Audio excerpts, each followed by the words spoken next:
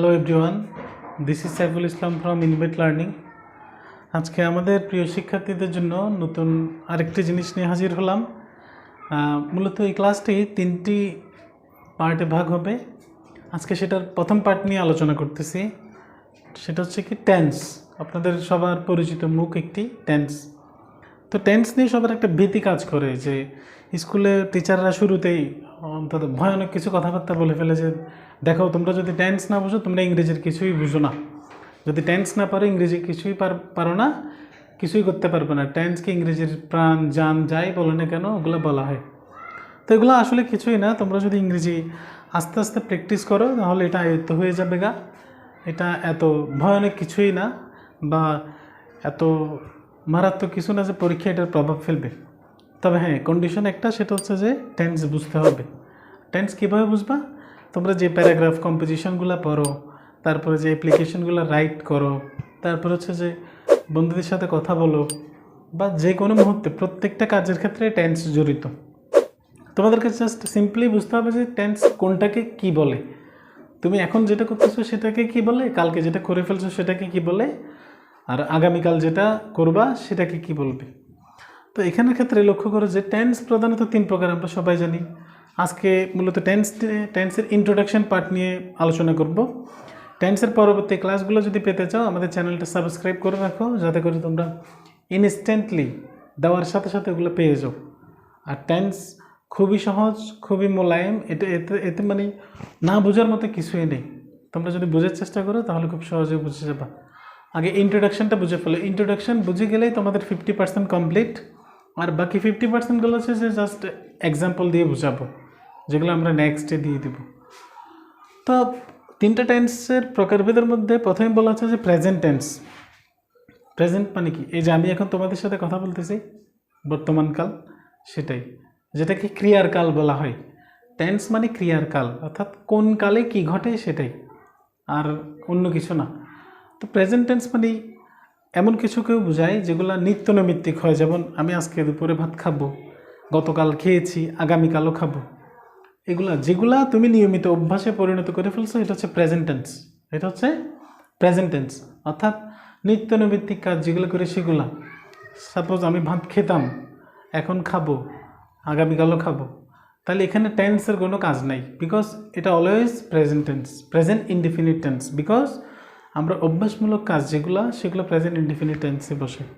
বা চিরন্তন সত্য, যেমন সূর্য পূর্ব দিকে উঠে, এগুলো সাধারণ এক্সাম্পল। এগুলোতে না বোঝার মতো কিছু নেই। যেগুলা রাত হবে, সন্ধ্যার পরে রাত হবে, রাতের পরে সকাল হবে, এগুলো হচ্ছে প্রেজেন্ট ইনডিফিনিট টেন্স, অর্থাৎ যেগুলো চলতেই থাকে। তুমি স্কুলে যাও, গেছো, যাচ্ছ, যাবা, এগুলো হচ্ছে প্রেজেন্ট ইনডিফিনিট টেন্স। অর্থাৎ সহজ কথায় বর্তমানে যেগুলো হচ্ছে, বা যেগুলো অভ্যাসে পরিণত হয়ে গেছে, বা যেগুলো চিরন্তন সত্য, সেগুলো হচ্ছে প্রেজেন্ট ইনডিফিনিট টেন্স।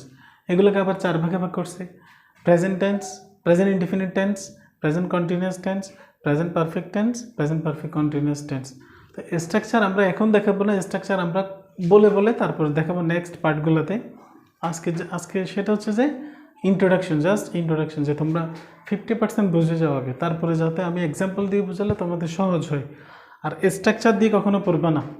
স্ট্রাকচার টিচারে বলবে যে subject plus verb plus object plus extension, এগুলো দিয়ে টাইম পাস করার কোনো মানে নেই। তুমি নিজে এক্সাম্পল তৈরি করবা, নিজে স্ট্রাকচার বানাবো। Suppose I go to school, I go to school, এত টেন্স পরে টাইম নষ্ট করার কিছু নেই। আই গো টু স্কুল, তুমি স্ট্রাকচার নিজে বানাও দেখি। তুমি বলো আইটা হচ্ছে সাবজেক্ট, গোটা হচ্ছে ভার্ব, স্কুলটা হচ্ছে অবজেক্ট। বা I am going to school, I plus be verb, am is are. Be verb কোনগুলো? 5টা বি ভার্ব। বি ভার্ব বললে 5টাকে বোঝায়, am is are, was were, না বোঝার কিছুই নেই। আই এম, বি ভার্বের পরে মূলত আইএনজি বসে। I am going to school, তাহলে মেইন ভার্বের সাথে মূলত আইএনজিটা বসে। মেইন ভার্ব কোনগুলো? যে সকল ভার্বের নিজস্ব অর্থ আছে, যেমন গো, গো মানে যাওয়া, তাহলে এটার নিজস্ব অর্থ আছে, এগুলোর সাথে তুমি আইএনজি বসাইতে পারবা। I am going to school, তাহলে এটা কোন টেন্স?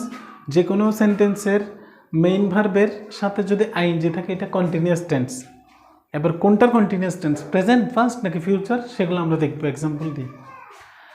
এরপরে দেখো প্রেজেন্টের পরে কি? Past tense.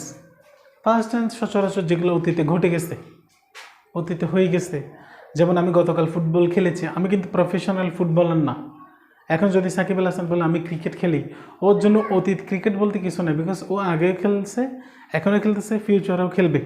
তার মানে সেটা ওর জন্য প্রেজেন্ট টেন্স, বাট আমাদের জন্য ফার্স্ট টেন্স, বিকজ আমরা একদিন খেলি, 7 দিন নাও খেলতে পারি। আমাদের যেহেতু এটা অভ্যাস না, নিত্যনৈমিত্তিক অভ্যাস না, তাহলে আমি যদি 2 মাস আগে ফুটবল খেলে থাকি, আমার জন্য এটা ফার্স্ট টেন্স। ওকে, তাহলে ফার্স্ট টেন্স হবে 4 প্রকার: present, first indefinite, first continuous, past perfect, past perfect continuous.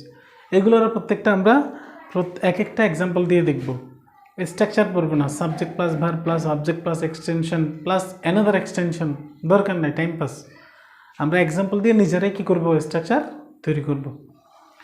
First টেন্সের পরে ফিউচার টেন্স, সহজ কথা। কালকে তুমি খেলতে যাবা, কালকে তুমি বেড়াতে যাবা, পরশু দিন তুমি পরীক্ষা দিতে যাবা, এর পরের দিন তুমি অমুক জায়গায় যাবা।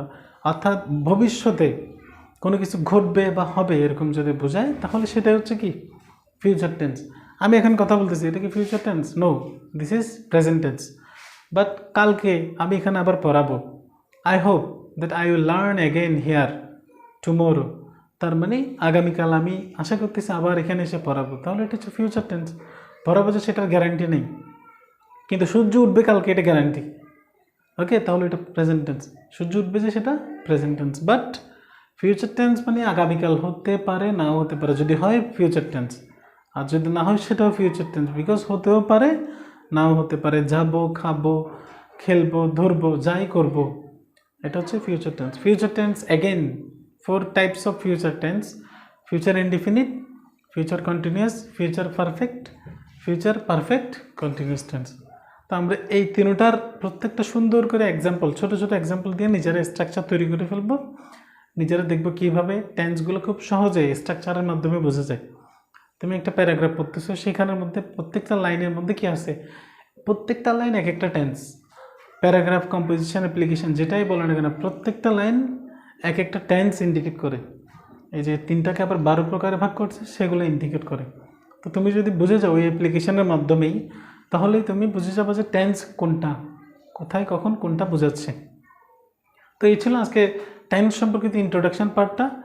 আমরা নেক্সট যে 2টা পার্ট তৈরি করব, সেগুলো হচ্ছে যে স্ট্রাকচার ওয়াইজ কীভাবে টেন্স তৈরি করা হয়। এরপরে নেক্সট ফিনিশিং একটা পয়েন্ট থাকবে, যেগুলোর এটার ওভারঅল একটা সামারি থাকবে। তো আজকে এতটুকুই ইন্ট্রোডাকশন টপিকস। সবাইকে ধন্যবাদ।